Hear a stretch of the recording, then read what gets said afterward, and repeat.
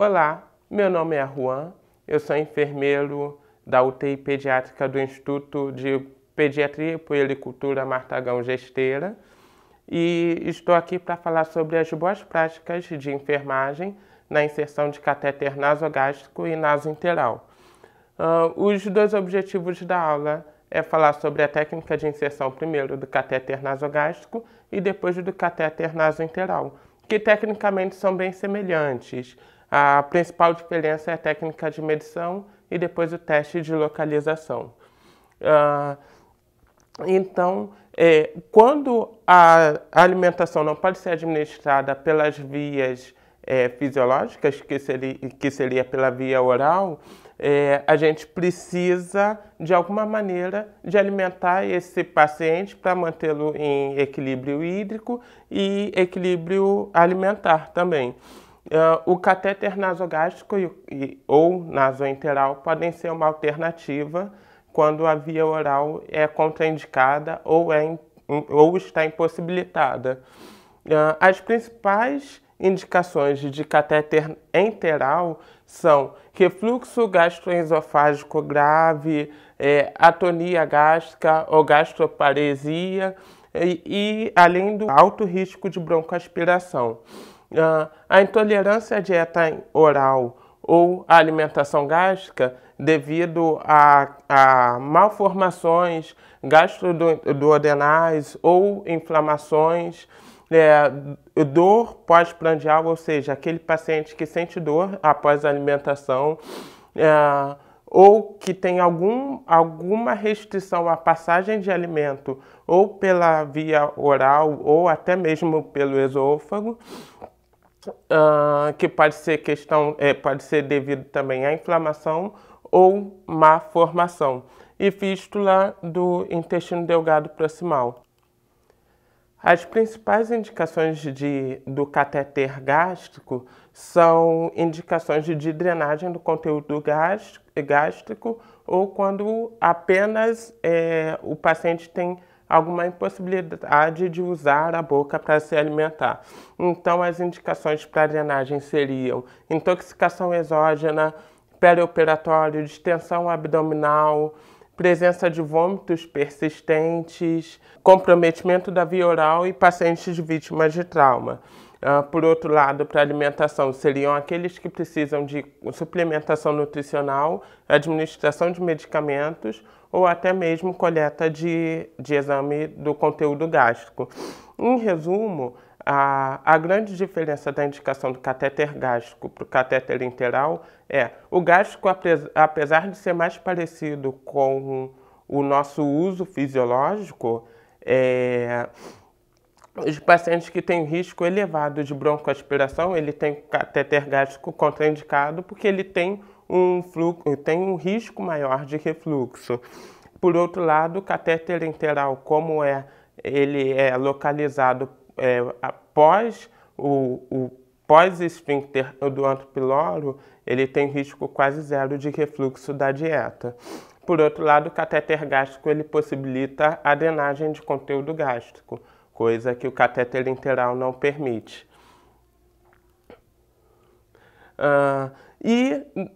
Quanto aos riscos do procedimento, a gente pode dividir em dois grupos: os riscos da técnica de inserção e os riscos da permanência desse catéter. Então, os riscos da inserção são aspiração pulmonar, irritação nasofaríngeo na hora da passagem do catéter, pode causar alguma irritação, refluxo gastroesofágico. Enquanto a gente está introduzindo o catéter, tem o risco de vômito desse paciente, tosse, cianose, bradicardia e apneia, que são mais derivados da estimulação do nervo vagal, que passa muito próximo ao nosso esôfago. Por outro lado, os riscos da permanência desse catéter são mau funcionamento do tubo nasoentérico, que seria o mau funcionamento do catéter, obstrução do catéter, destacamento à oclusão, deslocamento ou ruptura desse catéter, irritação do septo nasolabial, que é o que pode ser tanto da fixação quanto do próprio catéter, hemorragia nasal, principalmente nos pacientes que têm diminuição de aumento do tempo de coagulação sanguínea, refluxo gastroesofágico com possível aspiração, uma vez que a defesa dele está comprometida, e irritação faríngea. E aí, agora falando da técnica propriamente dita, a gente começa com a seleção do catéter. Então, como a gente vai selecionar o catéter? A gente vai adequar o calibre do catéter ao tamanho dessa criança. De maneira geral, a gente usa os 6 frentes para crianças até 1 ano e meio, de 6 a 8 frentes para crianças de 1 ano e meio até mais ou menos os 6 anos, e de 8 até 12 para pacientes maiores, então seriam os escolares, os pré-adolescentes e adolescentes, no caso do IPPMG. E aqui são os 2 diferentes catéteres. Essa é a sonda que nós usamos para o cateterismo gástrico, e esse é o catéter de Dobehoff, que a gente usa para o cateterismo enteral. Então, o que é importante ver? A sonda gástrica, ela se assemelha muito à sonda de aspiração, entretanto, ela é mais longa. Por outro lado, o Dobehoff, ele tem um guia, que a gente pode ver.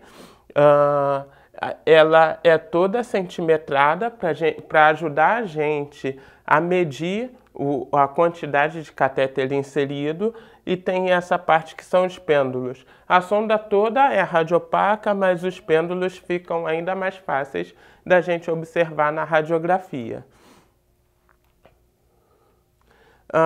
E falando da descrição técnica, nós vamos começar com o primeiro passo, que seria a seleção do material. Então, cubarrim ou bandeja não estéril ou qualquer outro recipiente adequado, o catéter Dobehoff para o cateterismo enteral, ou a sonda gástrica para o cateterismo gástrico, de acordo com a idade, e vai selecionar o calibre de acordo com a idade do paciente.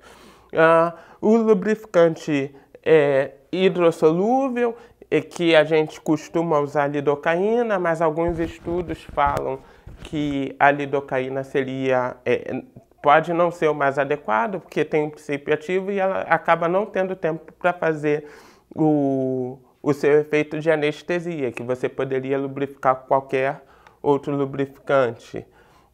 Seringa de 3, 5, 10 ou 20 ml, de acordo com o tamanho da criança, um estetoscópio, gás não estéril, fixação própria, ou pode usar fita microporosa, álcool 70 e álcool glicerinado.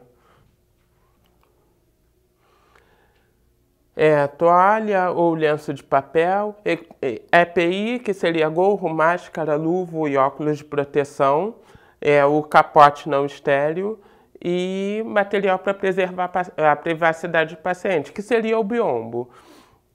Então, a descrição da técnica, em resumo, você vai, primeiro, no catéter enteral, você vai medir aquela ponta onde tem o pêndulo do lóbulo da orelha da criança até o nariz, e vai seguir do nariz até o apêndice xifoide, e calcular mais ou menos a distância média entre o apêndice xifoide e a cicatriz umbilical, e daqui até a crista ilíaca direita.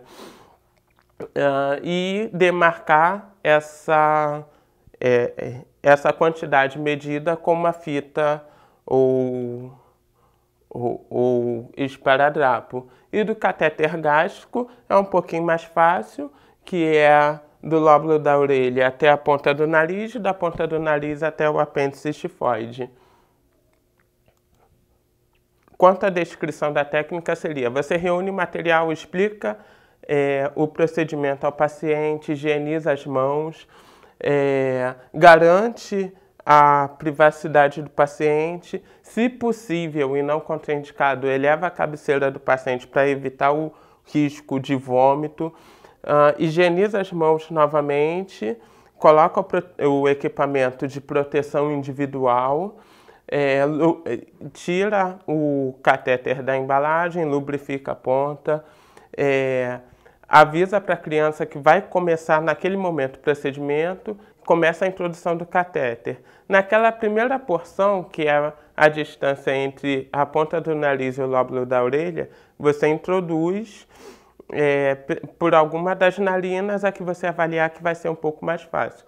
Depois que você acabar esse momento, você avisa para a criança, vai, engole saliva. Se for uma criança menor, você pode colocar a chupeta, para ele começar esse movimento de deglutição e facilitar a sua passagem de catéter e diminuir o risco de vômito e estimulação vagal.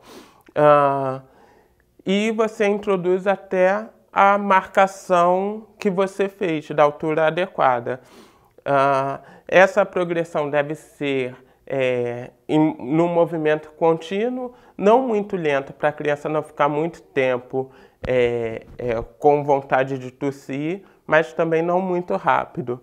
Se a criança apresentar tosse intensa, cianose ou apneia, retira imediatamente o catéter e oferece oxigênio para a criança.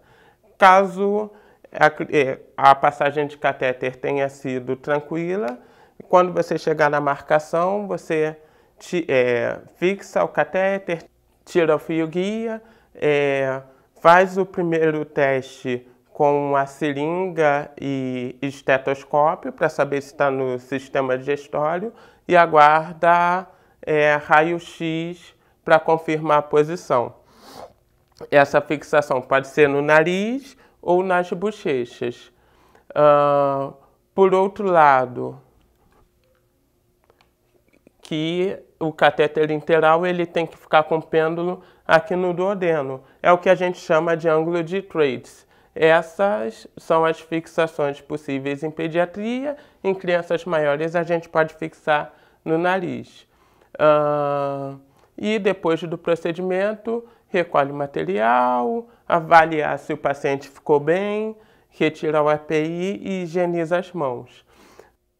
Esse procedimento serve tanto para o cateterismo interal quanto para o gástrico, com a exceção que se o gástrico ele não precisa da confirmação radiológica. Você apenas aspira, vê se veio resíduo gástrico e, se não vier, você pode injetar ar, colocar o estetoscópio sobre a região epigástrica e ver se fez barulho dessa passagem de ar.